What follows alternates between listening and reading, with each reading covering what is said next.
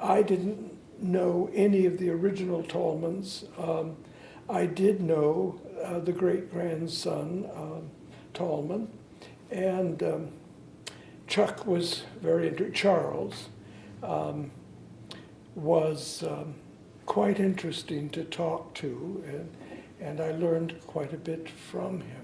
But I really don't. I guess if I'd have to pick, I'd say I really have to go back to William Morrison, the founder here in Janesville. And the reason for that is the reason I feel that way is because he took a gamble. And he knew it, and as a result, like many people, he made a lot of money. And then he sunk it all in this great big house. So.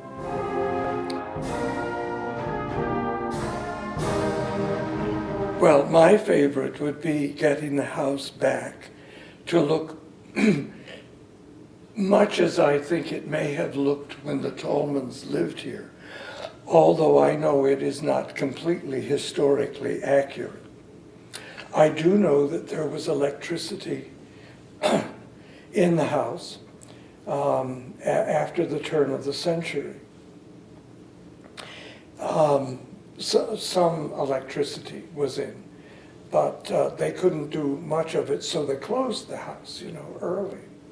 The other thing I remember being told about, which I never saw, was when the house was given to the city in the 1948 as by the Tallmans, George Kemp Tallman, and as part of the bicentennial, no, not bicentennial, Wisconsin centennial, okay? One of the things that was in the house that is now gone are the pipes for the heating system.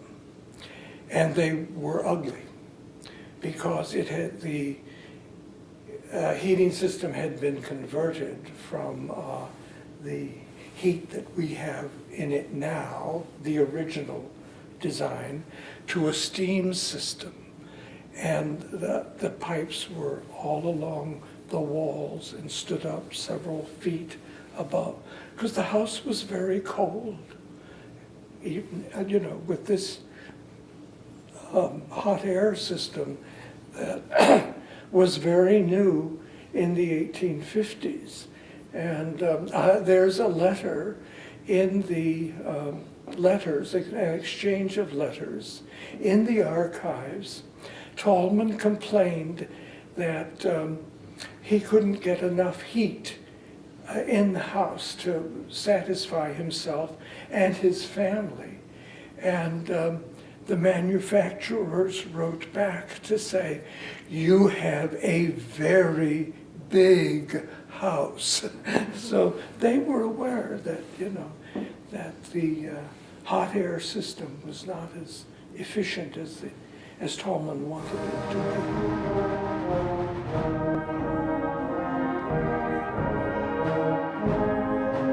Oh, I like William M. Tallman, the founder.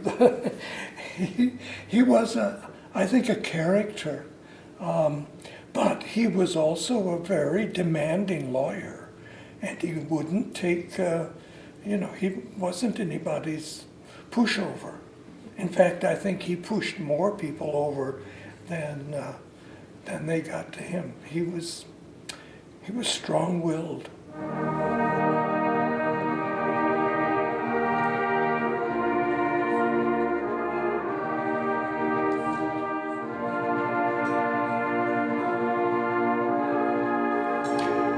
Well, I remember it here, sitting on this corner. It was very dark, abandoned in a sense, although George Kemp Tallman owned it, and it was occasionally broken into. Windows were boarded up. Some of the windows were boarded up because they'd been broken. There was no one living here or in the carriage house next door. There was no one, it was unoccupied. in wintertime, it was very dark. This was a very dark corner because there was no activity and the house was unoccupied and kind of unkempt. I don't know if that's quite what you want, but that's a good memory that I have of it. Then when I was in high school, all of a sudden, and it was the centennial year of the state of Wisconsin, some of the ladies of the community got together and they approached George about giving it to the city. And he finally relented and gave it. And then he didn't live very long after, 6 months or a year, I think, and George was gone.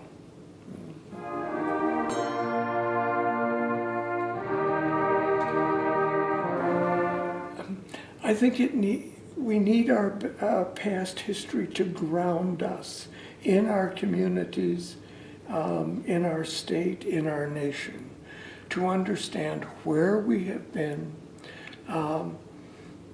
the positive things that we have done, the achievements that we have made as a community, and to just ground us by being able to say, this was a part of our beginnings, and here we are, we've grown from that, but we've also can learn from it. And I think that's a real case as far as this house is concerned. There were few, if any, other houses as grand or as modern as this house was in the 1850s in this community. It had, when we look around or think about it at all, many of the things that we expect to find in our houses today. A kitchen that worked, separate eating places, a heating system that was presumably to keep us warm in the wintertime, and running water. And how many other houses in Janesville or any other community had things like that? These were terribly important steps forward in how we lived. It also had a grand scale for entertaining. And I often laugh about that because I really don't think that the Tallmans themselves, the builders, William and Emmeline Tallman, really did that much entertaining, But their grandchildren did, and they had people in and big entertainments in the house with several hundred people. I understand coming, dining, eating. There must have been picnicking off the tables, I think, more than a sit-down dinner. But there's quite a large entertainments that took place here in the late 19th century. I think we have to seek a relevance with the community as it is today. But we also, just as I mentioned a moment ago, this is really the first of the modern houses. And I think that's an important part of this house that is sometimes overlooked, and it's difficult to explain. And young people are going to laugh and so forth when we say, well, this is a modern kitchen. Oh yeah, right. But then you start to tell them how it was modern. That nobody else had things like this. Even the privy system is quite advanced, very advanced for this era, and no one else in Janesville had that kind of privy system. They were all running outside in the wintertime to the outdoor privies and all. So the Tallmans were a cut above,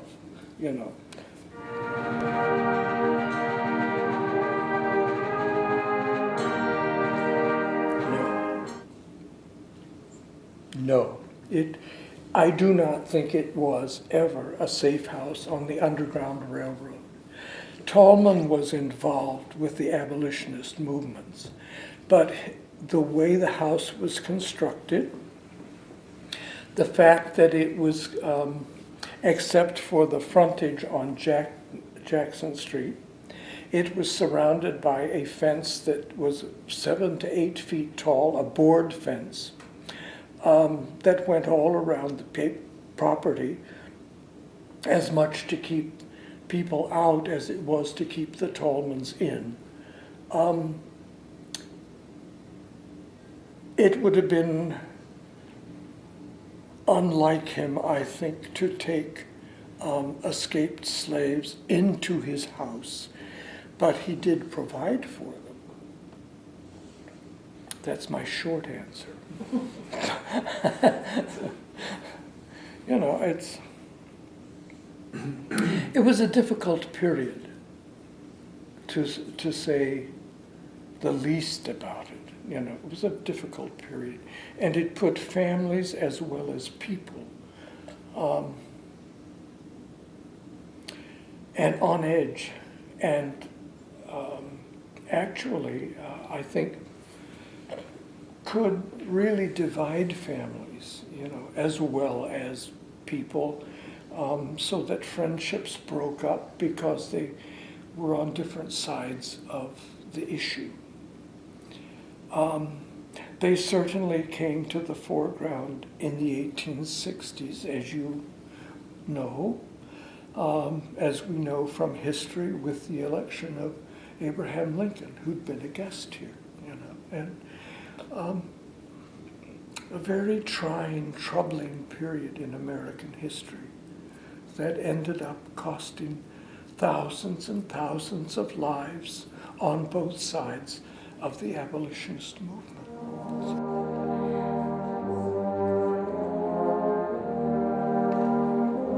Lincoln's visit here, I think, and staying at the house, had a great deal with probably fixing the house in the memory of local people, because even as it stood as a derelict house on the corner, people in the community knew it as the place where Lincoln stayed.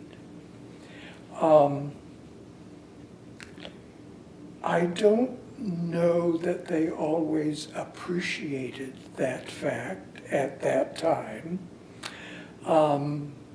although I do know, although I was only a teenager at the time, that George Tallman was pretty open about taking people into the house if they asked to do so, you know. So there's kind of a I lost the word that I was going to use, but anyway, that it was a part of the community, a historic part of the community. I think its importance in the community grew as our appreciation and reverence for the Civil War and the deaths, both North and South, that took place because of the war.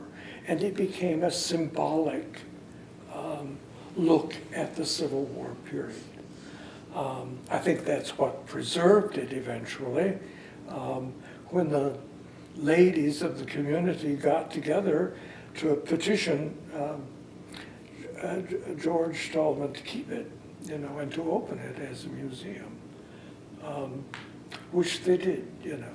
He did do that, and then he didn't live very long afterwards. Well, one of the things one of the artifacts that came to us came from the grandson, and it's a little chest of drawers that's obviously from the late 1820s, 1830s. So it had to be brought from New York by the Tallmans. And it's a really elegant piece, you know, and it would probably, in a museum setting, it would have a place of importance in one of the great rooms of the house or an exhibit. Here, however, if it's still in the same place, it's in a back bedroom because it would have been secondhand furniture to the Tallmans. You know, it would have been an old piece, but it really is a wonderful early piece of furniture in America. I think one of the other things that I've always been kind of proud of for the house is that we've got so many original pieces that belong to the Tallman family and were in the house, including here in this room, you know, the drawing room set. And it's not as elegant as we would think that the Tallmans, you know, with their money would have purchased. But, you know, it's quite simple. And in that regard, it's very, very nice. I have always wished that we could have afforded to reproduce the upholstery that was on this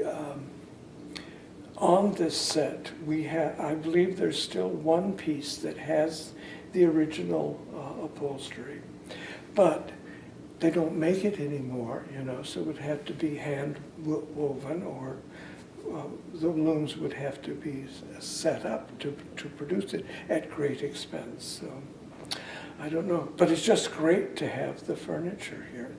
And I think that, to me, the furniture contributes greatly to the house, because it's not just the fact of saying, well, we have a lot of the original furniture, but when you step in, it conveys that period without saying, well, you know, in the 1860s, this would have been, you know, the furniture that they would have had. This is what they did have in the 1860s when they were living here. It's not always, well, I guess I alluded to the upholstery. The upholstery is not original. However, I can say of the carpeting in the house that this room, the room that we're sitting in, has the original designed carpeting that, at least in the photographs that were taken, is shown. And I think it's rather marvelous and rather stuns people's eyes. Well, they wouldn't have something like that, would they? Well, of course they did. So I think that's something that I find fascinating.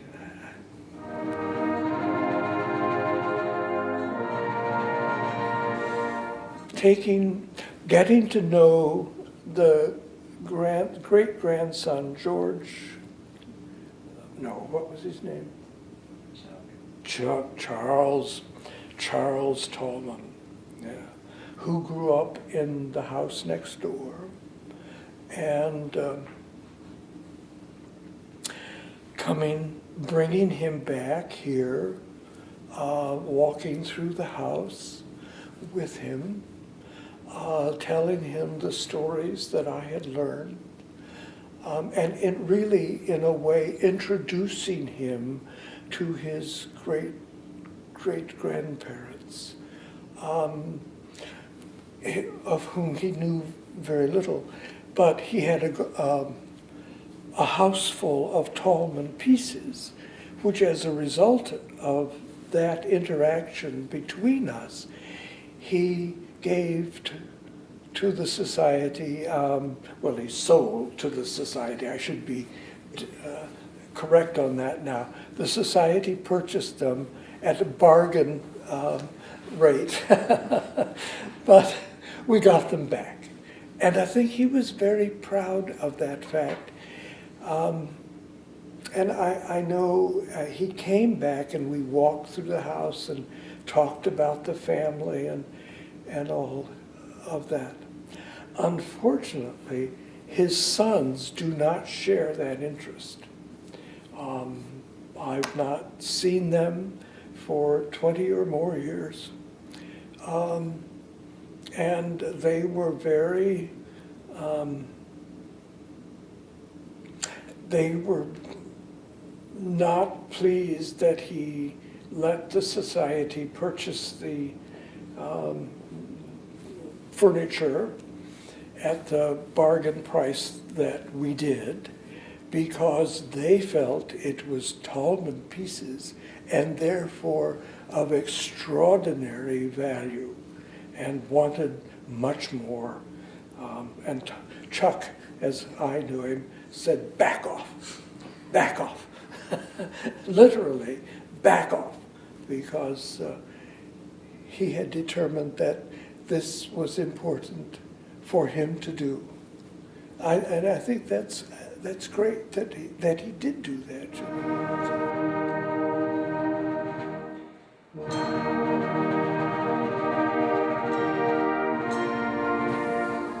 You know, there are, and I think, Laurel, you've seen them, the pictures that were taken in the late 1860s, 1870s in the house here. They're in the archives. Well, anyway. Interior or exterior? Interior. There's just a few, and they're not grand views, you know, looking over the dining room or the parlor or whatever. They're of a sofa or chair or something like that. And one of the things, I don't know how much is made of this, probably not a great deal, but Tallman had a little dog, you know, and that, when I found that picture and finally realized this is a dog sitting here on this sofa, you know, one of those, it humanized him a little more, you know, because he had this austere kind of look, and as well as reputation in the community. Very hard man, you know. You agreed with him, and you got along with him. If you didn't agree with him, well, you didn't, you know. And there was no seeming softness to him, but I think there is a soft side that comes through in some of the diary entries and the letters that are still extant.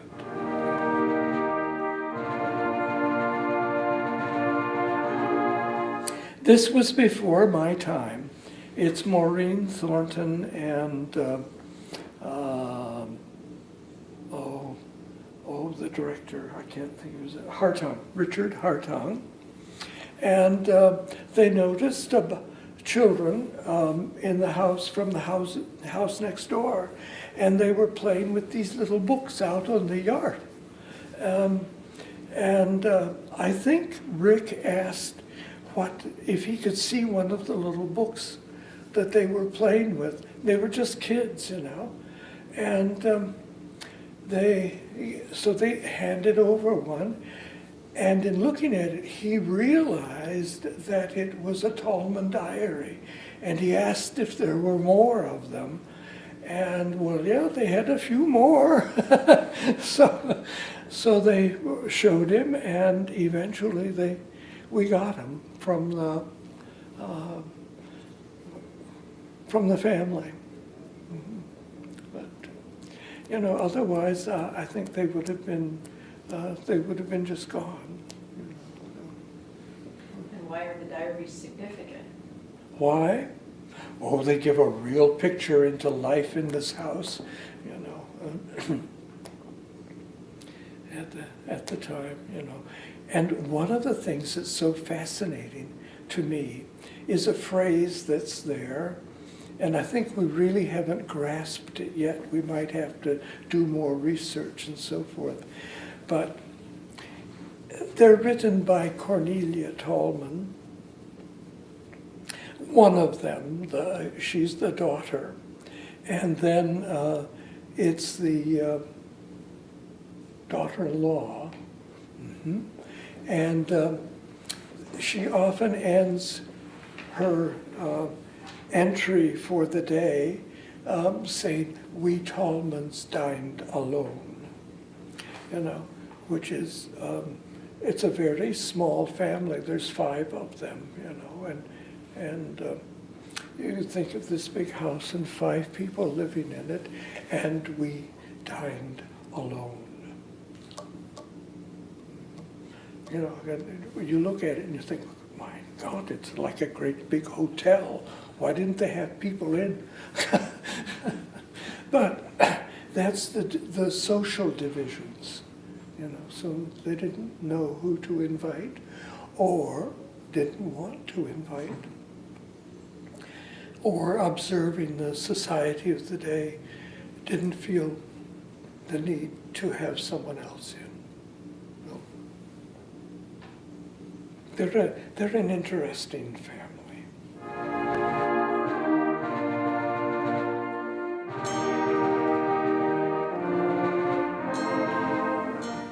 One of the things that I think was happening, and this is a combination of Chuck and as well as me talking about it, you know, there were the modern things happening that we take for granted, running water, sewerage systems and so forth in our homes.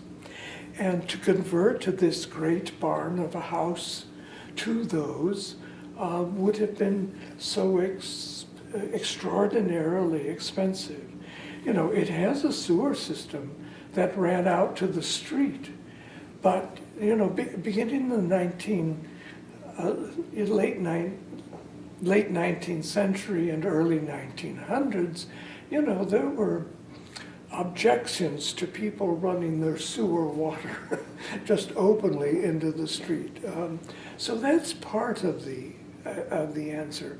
It would have been a very difficult house in the early 20th century to have converted to more modern systems. You know, even the heating system is, while it's very modern for the 1850s and 60s, it is not a complete heating system. It doesn't heat the whole house. It was never intended to do that, you know. But people in our day and age, they expect the house from the front door to the back and from the basement to the attic to be heated. And this house doesn't even approach that, you know. So I can remember when we restored the heating system and put it back into operation through the original piping that's still pouring out a little bit of heat, I believe. But reading in the diaries, you know, and this is Nellie Tallman, I believe, who's recording the heat in her diaries. And in the wintertime, of course, it was cold, very cold outside, and saying, you know, that we got the heat up to 20 degrees inside. Well, that's below freezing. I mean, so they must have worn their long skirts, perhaps 2 or 3 of them, and probably a jacket and wrapped up. And I think you can begin to look at the photos, not only of this family, but of other families, and realize why they dressed as they did. Part of it was simply to keep warm, you know, because heating systems were not what we expect today, you know. But it was a great achievement to have a heating system. I think the Tallman family is probably more important in the 20th century now than they would have been in the 19th century. They were at the very peak of society in the 19th century. But as society in the 19th century had its divisions, they were also very isolated. So their house and as their standing in the community has perhaps improved over the years. And I think it's a